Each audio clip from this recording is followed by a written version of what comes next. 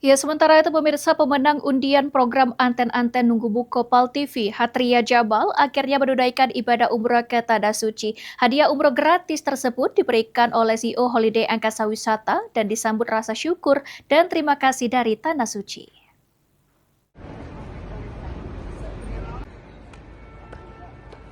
Rasa haru dan syukur dirasakan Hatria Jabal, pemenang undian program Anten-Anten Nunggu Buko Pal TV ini, akhirnya dapat menunaikan ibadah umroh ke Tanah Suci.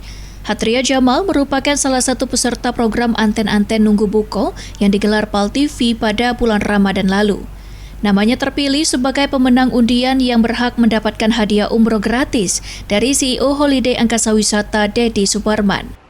Setelah menunggu momen keberangkatan, Hatria bersama rombongan akhirnya berangkat menuju Tanah Suci pada 19 Agustus 2026. Setibanya di kota Mekah, Hatria langsung mengikuti rangkaian ibadah umroh. Dengan penuh kekusyukan, ia melaksanakan tawaf, sa'i, hingga tahallul. Saya Hatria, pemenang Anten-Anten Nunggu Buko Pal TV dari Holiday Angkasa Wisata. Alhamdulillah, saya sudah diberangkatkan tanggal 19 Agustus 2026. Saya telah menyelesaikan ibadah umroh di kota Mekah, dan sekarang saya berada di kota Madinah. Terima kasih saya ucapkan kepada CEO Holiday Angkasa Wisata, Bapak Deddy Suparman dan Pal TV. Semoga kebaikan Bapak dibalas Allah Subhanahu wa Ta'ala, diberikan kesehatan, kelancaran rezeki, dan barokah dunia akhirat. Hatria mengaku perjalanan umroh selama 9 hari ini menjadi pengalaman spiritual yang sangat berharga. Ia berharap seluruh ibadah yang dilaksanakan dapat diterima oleh Allah Subhanahu wa Ta'ala.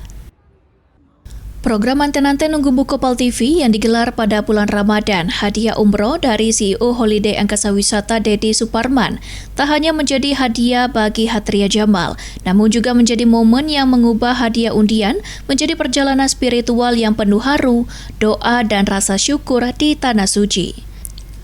Ruzi Iskandar, Julia di Pal TV.